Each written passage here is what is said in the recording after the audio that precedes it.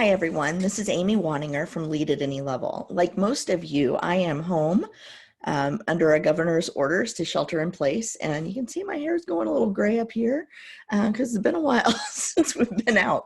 But my family's been in kind of self-imposed isolation for about 2 weeks now. The governor's order just started today, although schools have been closed for a little over a week.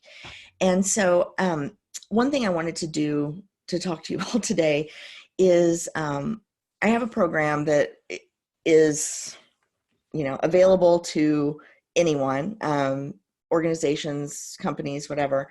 But I have a workbook called Moving from Panic to Purpose. And I know that Amazon deliveries are slow and right now, and not everybody has access to Kindle versions or whatever. And I thought, it might be interesting to walk through this process in videos with the current pandemic in mind, because a lot of people are experiencing it at the same time. And, if I can go through my own process, it might be helpful to others.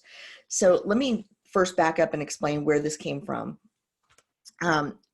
Early in my career, when I was in IT, in the early 2000s, I lost my job quite a bit, and it wasn't my fault. It was just the way of the world, right? We had booms and busts, and a whole lot of things happened, right? Where companies would staff up and then they would lay off IT folks. And so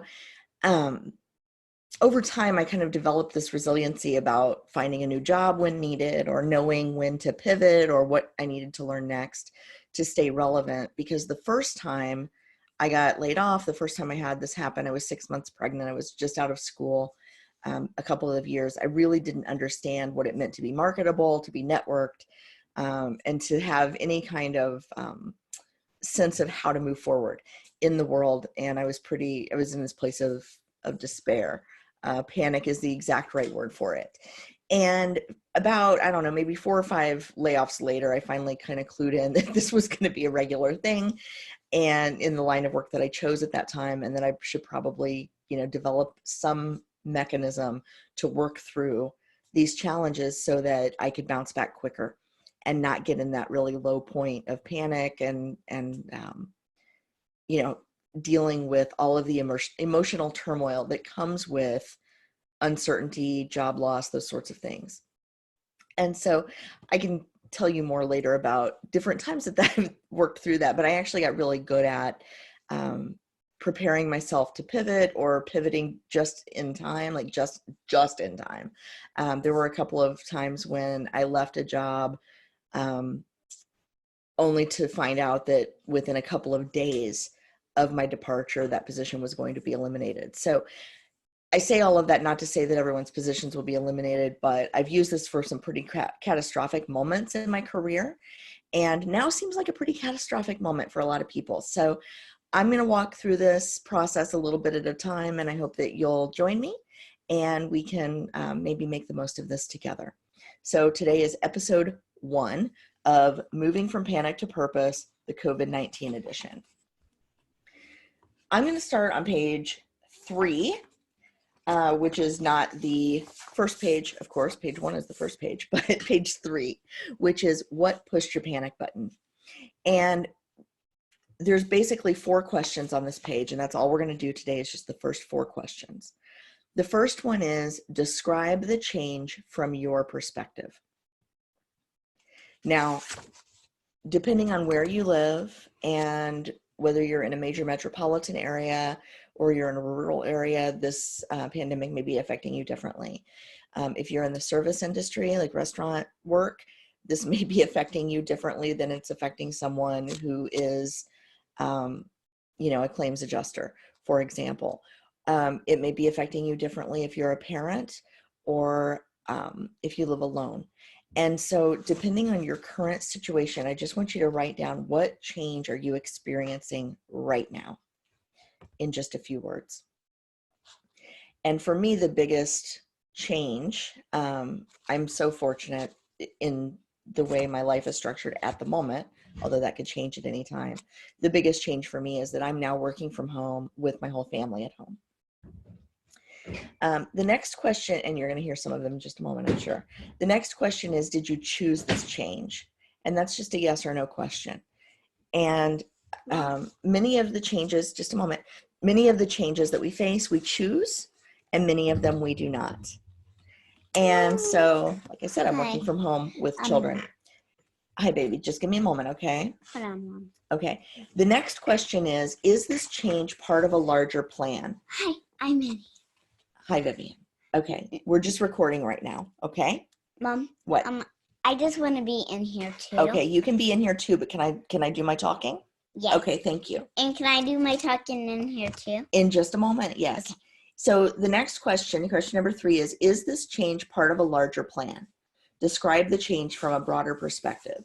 And here is where I would encourage you to think about the global context of the crisis that we're in and how big is this really? Because it's really, really big. But sometimes just knowing that it's not just you can make a huge difference in the way we approach a change and the way we approach our own crisis. The 4th question is, what impact will this change have on you? List everything you can think of. Were you coloring?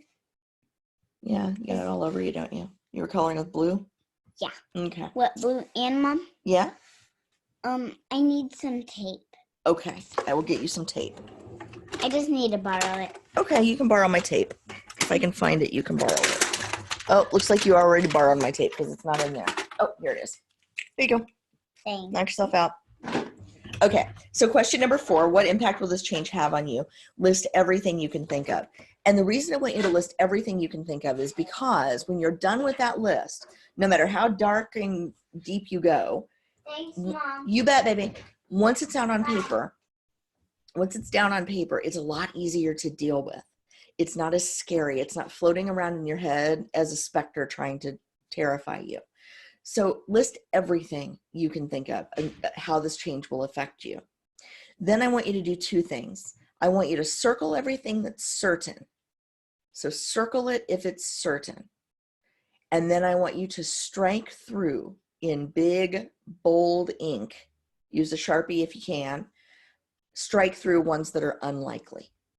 And really take unlikely seriously, right? Like, I know right now things are really scary for a lot of people. But there are measures that we can take here in the United States, at least, by sheltering in place to keep ourselves and others safe. There are things that we can do. So if something is unlikely to affect you personally, strike through it. We're gonna center ourselves in this exercise. And we can, once we've addressed our own fears, we can start worrying about the whole world later and how we can help. That's the purpose part of Panic to Purpose. But for now, just these 4 questions. Number 1, to review, number 1, describe the change from your perspective. How is this affecting you today? Number 2, did you choose the change? For most of us, the answer will be no. Number 3, is this change part of a larger plan? Describe the change from a broader perspective. Now, here, plan may not apply. It may be more broad worldview perspective. It may be perspective of country, state, city, right? Think about it in those terms, maybe not plan. Unless, you want to take it to that level of sort of a spiritual experience and, sort of a, for people who are of faith and feel like this is part of God's plan, certainly you can write that down as well. And then what impact will this change have on you? List everything you can think of. When you're tired of listing things, circle the ones that are certain and mark through the ones that are unlikely. And that's page 3 of the workbook. And I will be back tomorrow and we will move forward with page 4.